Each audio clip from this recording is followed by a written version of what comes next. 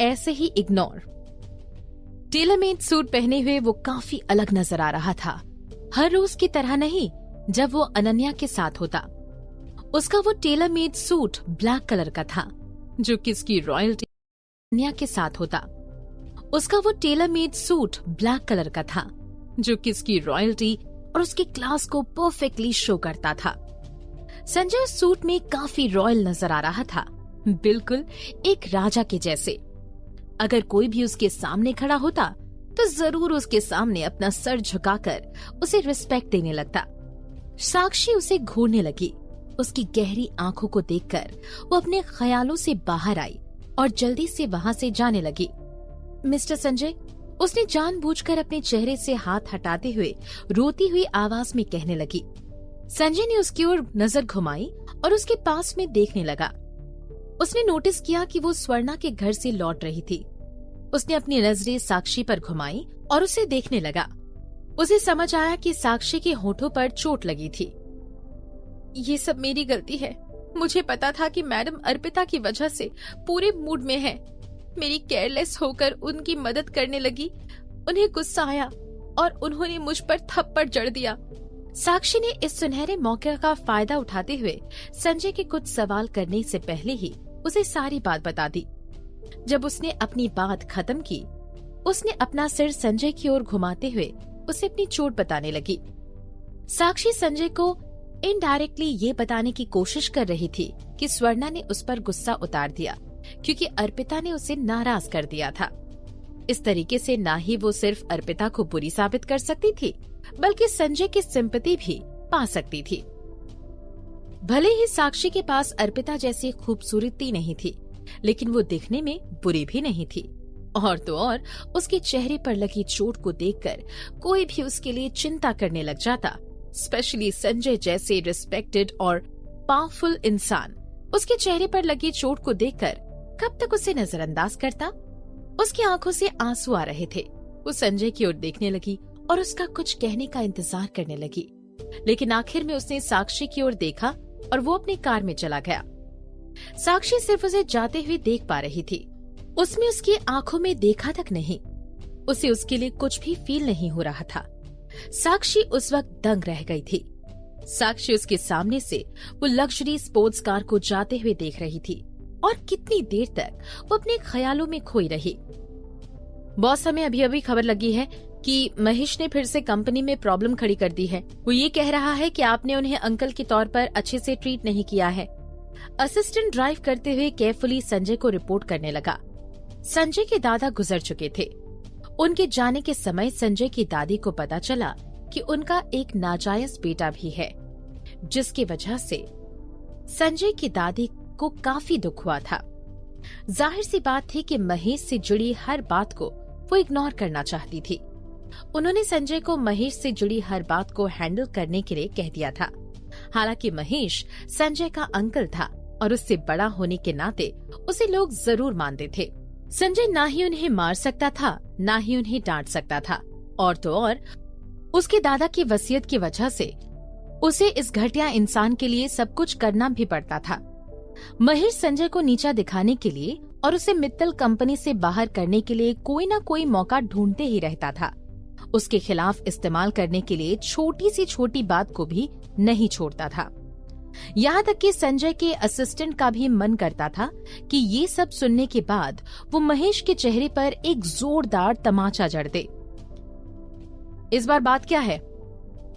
हल्का सा मुड़कर संजय ने डॉक्यूमेंट साइन करते हुए कहा। उसके चेहरे का एक्सप्रेशन वही था। उसे देखकर ऐसा लग रहा था मानो कोई उसका कुछ बिगाड़ नहीं सकता। महेश ने कहा है कि उसे मित्तल फैमिली में आए हुए काफी समय हो चुका है, लेकिन मित्तल फैमिली ने उसका वेलकम करने के लिए एक छोटी सी पार्टी तक नहीं रखी।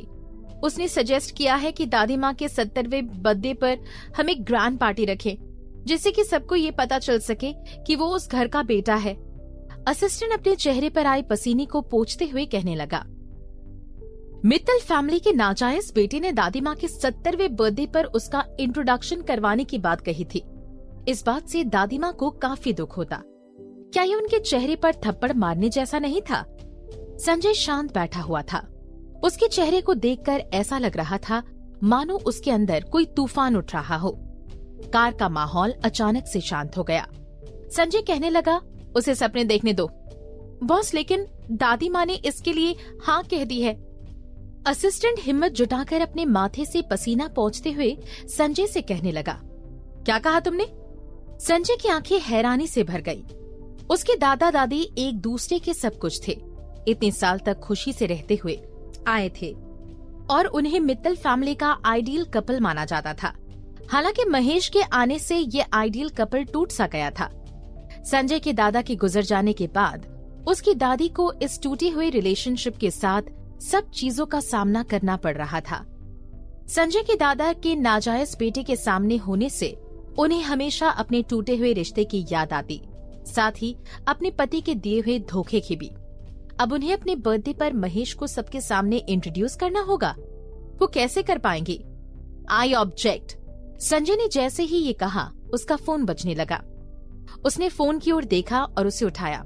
दादी माँ, तुम्हारी आवाज सुनकर पता चल रहा है कि तुम्हें महेश के बारे में सब कुछ पता चल गया है। दादी माँ हंसते हुए बोली। उनकी हंसी भरी आवाज ने कार के सीरियस माहौल को थोड़ा सा खुशनुमा बना दिया। मैं इस मामले का ध्यान रख लूंगा। आपको किसी की भी वजह से कॉम्प्रोमाइज करने की जरूरत नहीं है, संजय कहने लगा। संजय, अपने आप को इतना बड़ा मत समझो। अभी तुम्हारी दादी जिंदा है और वैसे भी मैंने ये तुम्हारे बारे में सोचकर नहीं किया है। मुझे अच्छे से पता है कि बर्थडे पार्टी पर क्या करना है। जब तक मैं अपनी सांसें ले रही हूँ, कोई मुझे परेशान नहीं कर सकता। दादी माँ अपनी बातों से बड़ी कॉन्फिडेंट लग रही थी।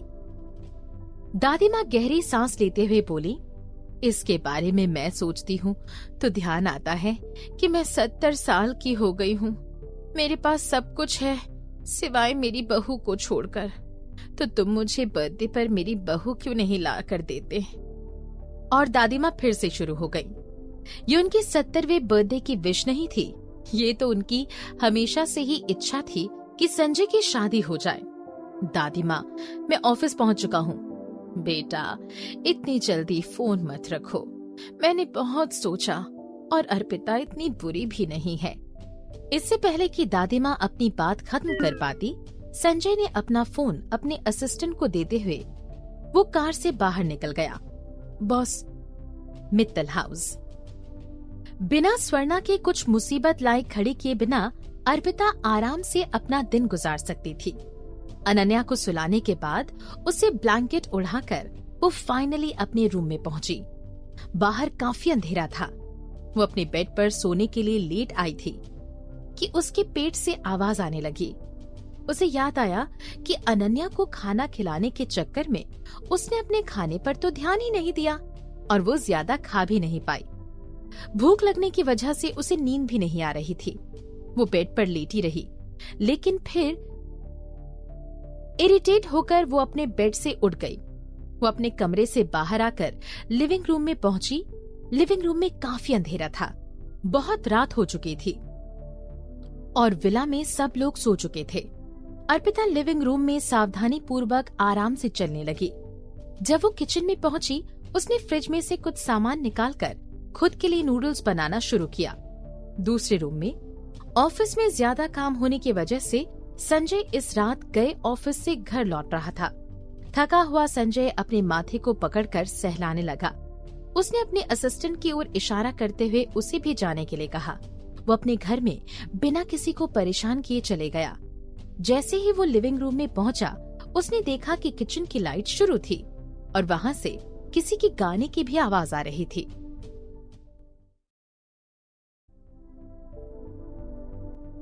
ये क्या हुआ? वो चुपचाप किचन की ओर बढ़ने लगा। उसने अभी कुछ कदम आगे लिए ही थे कि उसने किचन में अर्पिता को खाना बनाते हुए और गुनगुनाते हुए देखा। अपने हाथ में नूडल्स का बाउल पकड़े वहाँ डाइनिंग रूम में गई और बैठ गई और किसी को परेशानी ना हो इसलिए उसने डाइनिंग रूम का लाइट भी शुरू नहीं किया। संजय डाइनिंग रूम के एंट्रेंस के पास खड़ा था। अंधेरा होने की वजह से उसके बाउल में क्या था वो देख नहीं पा रहा था, लेकिन नूडल्स की खुशबू उसके नाक तक पहुंच रही थी। इससे पहले कि वो गेस कर पाते कि अर्पिता क्या खा रही है, उसे नूडल्स के खाने की आवाज आने लगी। वो नूडल्स काफी टेस्टी भी लग रही थी। अर्पिता काफी भूखी नजर आ रही थी। जैसे ही वो नूडल्स ठंडी हुई, वो उन्हें खाने लगी। उसे इतनी जोर से भूख लगी थी कि उसने गरम नूडल्स भी खा ली थी और उसका मुंह जल गया। उसका खूबसूरत चेहरा अब और भी खूबसूरत नजर आ रहा था। डाइनिंग रूम में इतना अंधेरा होते हुए भी संजय अर्पिता के चेहरे पर आने वाले हर एक्सप्रेशन को देख सकता था। स्पेशली नूडल्स खाने के बाद उसके चेहरे पर आने वाला वो स्माइलिंग लुक। वो सोचने लगा कि वो नूडल्स एग्जैक्टली कितनी टेस्टी होगी। संजय उसकी ओर बढ़ने लगा। जब वो उसके पास पहुंचा, उसने देखा कि नूडल्स के अलावा उसके सामने खीर का बाउल भी रखा हुआ है। वो उस खीर और नूडल्स को बड़ी खुशी के साथ खा रही थी। ये कैसा कॉम्बिनेशन था? अचानक से यहाँ पर इतनी ठंडी क्यों लग रही है? अर्पिता नूडल्स खाते खाते खुद से बातें करने लगी। नूडल्स को हाथ में पकड़े हुए वो अपने आसपास देखने लगी। जब उसने अपने पास खड़े इंसान को देखा, उसकी आंखें फटी की फटी रह गई। वो अपने चेयर से उछलते हुए जोरों से चिल्लाने लगी, भूत! वो नूडल्स के बाउल को हाथ में पकड़े हुए डाइनिंग टेबल पर चढ़ गई। अगले ही पल डाइनिंग रूम की लाइट चालू हो गई। लाइट शुरू हो जाने की वजह से डाइनिंग रूम के हर एक कॉर्नर में उजाला था और अर्पिता जिसे भूत कहकर पुकार रही थी, वो भी अब साफ नजर आ रहा था। मिस्टर संजय, आप यहाँ क्यों? संजय को देखकर अर्पिता चौंक गई थी। उसने अभी भी अपनी नूडल्स के बाउल को कस के पकड़ा हुआ था। वो डाइनिंग टेबल पर बैठे और अपने सामने खड़े उस इंसान को हैरानी के साथ देखने लगी। संजय ने उससे कोई जवाब नहीं दिया और खुद की ही ओर देखने लगा। अर्पिता को तब ख्याल आया कि उसने अंधेरे में डर के मारे खीर को जमीन पर गिरा दिया था, जो कि संजय पर जा गिरी थी।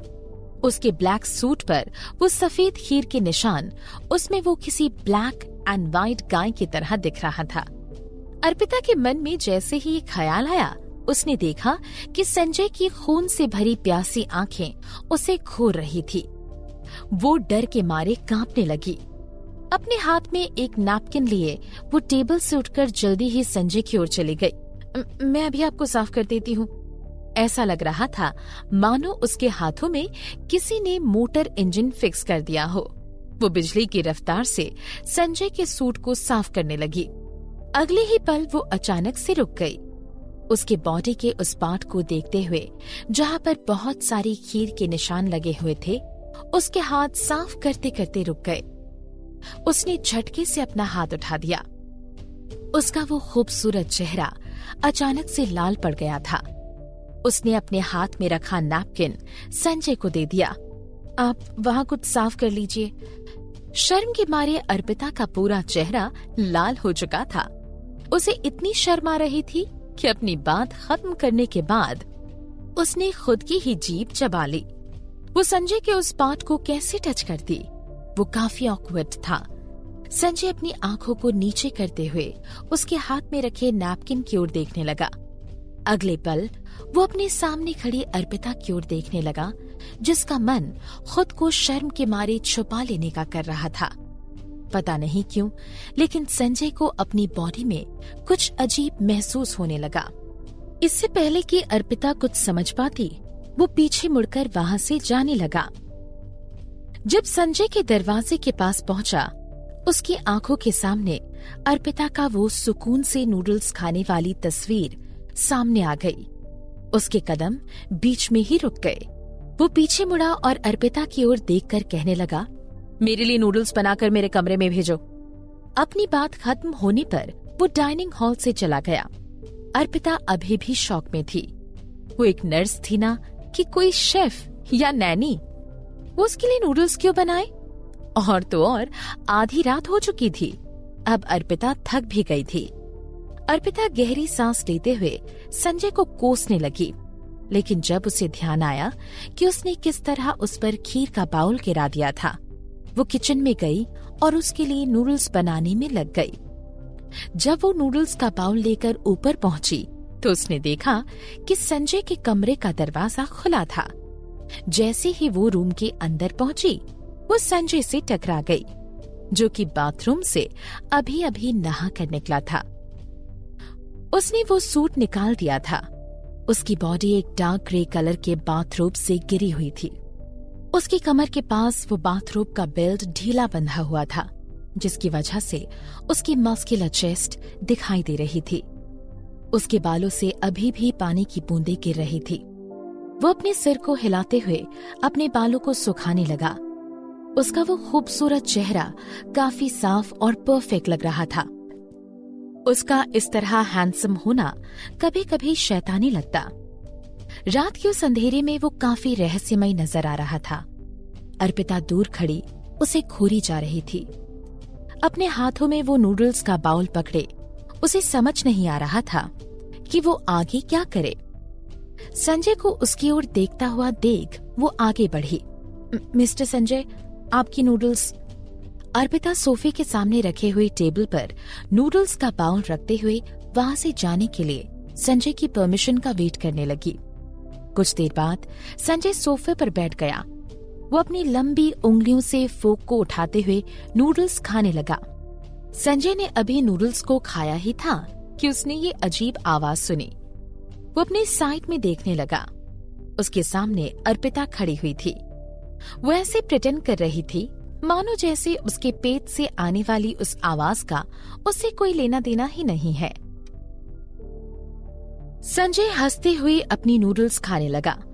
अर्पिता द्वारा बनाई गई वो नूडल्स वाकई में बहुत टेस्टी थी। वहां और नूडल्स खाने लगा। इस बार वो आवाज और भी ज्यादा जोर से आई।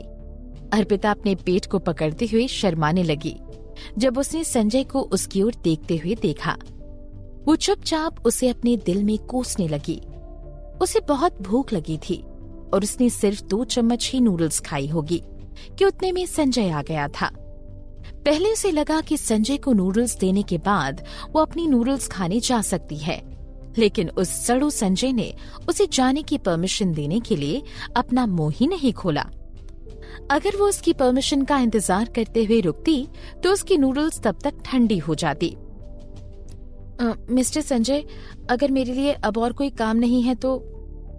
मुझे खाना खाते समय साइलेंस पसंद है, संजय उसे रोकते हुए कहने लगा और फिर उसे अपनी नूडल्स खाना शुरू कर दी। अगर वो वहां से चली जाती तो उसे अपनी नूडल्स खाते समय दुनिया भर की शांति मिल जाती। हालांकि ये घर उसका था तो मर्जी भी उसकी ही चलनी थी, इसलिए भूखी अर्पिता उसे पूरे टाइम नूडल्स खाते हुए देखती रही। उसने काफी कोशिश की कि उसके पेट से वो आवाज आना बंद हो जाए, लेकिन वो रुकने का नाम ही नहीं ले रही थी। उसे ऐसा मन कर रहा था कि वो संजय को उसी नूडल्स के बाउल में डुबो कर मार दे। संजय ने अपनी नूडल्स का आखिरी चम्मच उठाया। उसे खाकर उसने अपनी चम्मच को साइड में रखा और पास पड़े नैपकिन से अपना मुंह पोंछने लगा। अपनी तिरछी आंखों से वो देख सकता था कि अर्पिता गुस्से में लाल हो रही थी। वो गुस्से में भी कितनी ज्यादा खूबसूरत लगती थी। संजय के अंदर की आग, जो कि ठंडे शावर लेने के बाद बुझ सी गई थी, फिर से भड़क उठी। वो किसी सोच में पड़ गया।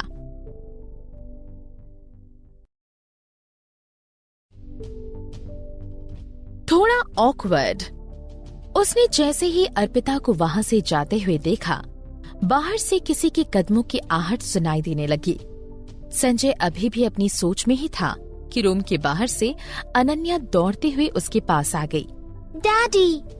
अनन्या संजय को देखकर रोते हुए उसकी गोद में जा बैठी। डरी हुई अनन्या मुझे गले लगाकर रोने लगी।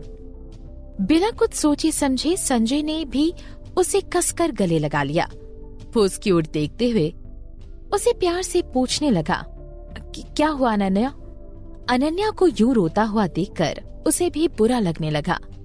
मेरी प्यारी दीदी कहीं भी नहीं मिल रही है, अनन्या रोते हुए बोलने लगी। उसकी आंखों से और भी ज्यादा आंसू बहने लगे। तुम उसके बारे में बात कर रही हो? संजय ने अनन्या को गले लगाकर पीछे मुड़ाया। उसने सोफे के बाजू में खड़ी अर्पिता की ओर इशारा किया। माहौल अब थोड़ा ऑकवर्ड हो चुका था। उसने सिर्फ अपने लिए ही नूडल्स बनाई थी क्योंकि उसे बहुत भूख लग रही थी। अब ऐसा लग रहा था मानो कि वो चोर है और उसे दूसरी बार रंगे हाथों पकड़ा गया है। प्यारी दीदी, अब डैडी के रूम में क्या कर रही हो? अनन्या उसे देखकर खुश होते हुए उससे पूछने लगी। अगले ही पल उसे कुछ इम्प्रेसिव दिखाई दिया। इससे पहले कि अर्पिता उसे कुछ समझा पाती, वो संजय से फिर से लिपट गई। प्यारी दीदी, आपको भी डैडी के साथ सोना अच्छा लगता है ना? सेम मेरे जैसे, है ना? क्या अच्छा लगता है? अर्पिता अनन्या के इनोसेंट चेहरे की ओर देखने लगी और फिर उसकी नजरें संजय से जा मिली। उसके चेहरे पर वापस गुस्सा दिखाई देने लगा, जो कि संजय को चुपचाप उसकी नूडल्स खाता देखकर नजर आ रहा था। अनन्या, प्यारी दीदी और डैडी। डैडी, प्यारी दीदी का चेहरा लाल हो गया है, क्या वो शर्मा रही है? ये गुस्सा उस गलतफहमी की वजह से था। गुस्से में लाल अर्पिता अपना पेशेंस खोने लगी थी। इससे पहले कि वो अपना आपा खोती और संजय को मार ही देती, वो अनन्या को गोद में उठाने के लिए आगे बढ़ी और कहने लगी, बहुत रात हो चुकी है, चलो मैं तुम्हें तुम्हारे रूम में लेकर जाकर सुला देती हूँ। अर्पिता ने जैसे ही अपनी बात खत्म की, अनन्या संजय की गोद से उतर गई। हालांकि अनन्या अर्पिता के पास नहीं गई, उल्टा वो संजय के कमरे के किंग साइज बेड के पास चली गई। वो अपने जूते निकालकर बेड पर चढ़ी और उस पर जाकर कूदने लगी। बीच में लेटी हुई अनन्या अर्पिता को कहने लगी, प्यारी दीदी, आप जल्दी से आ जाओ, हम डैडी के साथ सो सकते हैं। एक ऑकवर्ड से एक्सप्रेशन के साथ अर्पिता अनन्या की ओर देखने लगी, जो उसे इतनी मेहनत करके बुला रही थी। अर्पिता को कुछ समझ नहीं आ रहा था कि वो इस बार कैसे रिएक्ट करे। क्या वो अपनी आंखें बंद करके जो होता है वो होने दे? अर्पिता के पेट से फिर से आवाज आने लगी। अरे, वो भी गलत समय पर। अर्पिता किसी सोच में पड़ गई। मेरी नूडल्स अभी भी नीचे पड़ी है, मुझे उन्हें खत्म करना है, आप दोनों सो जाइए। अर्पिता जैसे ही जाने वाली थी, उसी वक्त अनन्या, जो अब तक बिल्कुल ठीक थी, अपनी बंद मुट्ठियों से अपनी आंखें मसलने लगी। उसकी आंखों में आंसू भर आए थे। मुझे प्यारी दीदी के साथ सोना है, मैं आपके साथ डैडी शेयर कर सकती हूँ। यहाँ शेयरिंग भी अवेलेबल थी। अर्पिता उसके पास जाकर उसे ब्लैंकेट उड़ाने लगी। वो अब संजय की ओर डायरेक्टली देख नहीं पा रही थी। वो जैसे ही कुछ कहने वाली थी, संजय सोफे से उठते हुए कहने लगा, नूडल्स को ऊपर ले आओ खाने के लिए। मैं और डैडी नीचे भी आ सकते हैं आपके साथ, अनन्या कहने लगी। उन बाप बेटी की बात सुनकर ऐसा लग रहा था कि ये सब उन्होंने पहले से ही सोच कर रखा था। जैसे ही अर्पिता बेड पर लेटी, उसे इतना सोचने के बाद भी समझ नहीं आ रहा था कि एक नूडल्स के बाउल की वजह से वो संजय के साथ सोने की सिचुएशन में कैसे आ गई। हालांकि वो अनन्या के क्यूट चेहरे को देखकर उसे मना नहीं कर सकती थी। अब संजय ही था जो उसे मना कर सकता था। अर्पिता ने नौकर से सुना था कि संजय को उसके कमरे में किसी भी दूसरे इंसान का होना पसंद नहीं है। अनन्या ही वो वजह थी कि उसने अर्पिता को वहाँ रुकने दिया था। अर्पिता ने करवट लेते हुए बेड की दूसरी साइड की ओर देखने लगी। संजय उससे कहीं दूर स्ट्रेट पोजीशन में लेटा हुआ था। अपने हाथ को अपने सिर के नीचे रखे उसकी आंखें बंद थी। वो गहरी सांसें ले रहा था। ऐसा लग रहा था मानो वो गहरी नींद में सोया हुआ हो। हमेशा की तरह अब भी रूम की डिम लाइट में उसका चेहरा उतना ही हैंडसम नजर आ रहा था। संजय के कमरे का किंग साइज बेड काफी बड़ा था। 3 लोगों के होते हुए भी कोई भी किसी से कांटेक्ट नहीं कर सकता था। अर्पिता ने फाइनली राहत की सांस ली। खाने के बाद जल्दी से सो जाना उसकी बहुत पुरानी आदत थी। और तो और रात भी बहुत हो चुकी थी। अंगड़ाई लेते हुए अनन्या को हक करने के लिए उसके पास सरकी और गले लगाकर वो सो गई। संजय के पिछले 20 साल की लाइफ में वो कभी भी किसी अनजानी औरत के साथ नहीं सोया था। जब उसने महसूस किया कि उसके पास भी सोए लोग अब गहरी नींद में जा चुके हैं, उसने अपनी आंखें खोली। उसकी नजरें अर्पिता पर आ रुकी। अर्पिता उसके ठीक सामने सो रही थी। नींद में भी वो काफी खूबसूरत दिख रही थी। नूडल्स खाते वक्त भी उसकी आंखें कितनी चमक रही थीं। औरों के लिए यही सेम चीज करना कितनी हार्ड होगी, लेकिन उसके लिए ये तो बाएं हाथ का खेल था। उसकी हर अदा में एक अलग सा ही ग्रेस था। हालांकि संजय उससे गुस्सा था क्योंकि वो उसके इमोशंस को अफेक्ट कर रही थी। उसे पता होते हुए भी कि वो भूखी है, उसने उसके सामने अपना पूरा नूडल्स का बाउल खत्म किया। वो अर्पिता को देखकर दंग रह गया था जब उसने देखा कि इतने गुस्से में होने के बाद भी उसने एक शब्द तक नहीं कहा। इस हद तक कि उसने अनन्या की इतनी बचकानी से रिक्वेस्ट को भी मान लिया। उसके मन में अचानक से ख्याल आ उठा। उसने देखा कि अनन्या अर्पिता के पास से हटकर थोड़ा दूर चली गई है और अर्पिता पिलो को अनन्या समझकर उसे गले लगाकर सो रही है। वो पिलो को अनन्या समझकर उसे किस कर रही थी। उसे समझ नहीं आ रहा था कि वो हंसे या अर्पिता की नासमझी को देखकर रोए। इससे पहले कि संजय अनन्या को वापस उसकी पोजीशन में लाकर सुलाता, अर्पिता जो कि बेड के दूसरी साइड पर सो रही थी, अचानक से नींद में इधर उधर होने लगी। अगले ही पल उसने संजय के हाथों को पकड़ लिया जो अनन्या को ठीक से सुलाने के लिए आगे बढ़े थे। अर्पिता ने संजय के हाथों को पकड़कर उसे अपनी ओर खींचा और उसे गले लगाकर सो गई। उसकी आंखें बंद थी, लेकिन अपनी नींद में भी वो कह रही थी, अनन्या कहीं मत जाओ, तुम गिर जाओगी। अर्पिता ने जैसे ही संजय को गले लगाया, संजय की बॉडी मानो बर्फ की तरह जम गई। अपनी आंखों से वो अर्पिता की ओर एकटक देखता रहा। अर्पिता को बिल्कुल भी भनक नहीं थी कि उसने क्या किया है। उसे लग रहा था कि उसके बाजू में सोया हुआ इंसान अनन्या है, जिसे गले लगाकर सोना उसे अच्छा लगता था। संजय ने उसके हाथ उस पर से हटाने की कोशिश की, लेकिन अर्पिता ने उसे और भी टाइटली गले लगा लिया। उसने अपनी बॉडी को भी उसकी ओर सरकाते हुए उसे और भी टाइटली गले लगाने लगी। इतनी छोटी सी दिखने वाली वो अर्पिता उसे इतने जोरों से गले लगाकर सो रही थी कि संजय हिल भी नहीं पा रहा था। क्या वो मौके का फायदा उठाने की कोशिश कर रही थी? अनन्या, तुम मोटी हो चुकी हो। अर्पिता नींद में बड़बड़ाने लगी और गहरी नींद में सो गई। खुद को एक बच्चा समझा जाने पर संजय के हैंडसम चेहरे पर कॉम्प्लिकेटेड एक्सप्रेशन छाने लगे। अर्पिता संजय के काफी करीब सोई हुई थी, यहाँ तक कि संजय को उसकी धड़कनें भी सुनाई आ रही थीं। वो उसे खुद से दूर करना चाहता था। जैसे ही अर्पिता को दूर करने के लिए संजय ने अपना हाथ उठाया, उसका प्यारा चेहरा देखकर वो रुक गया।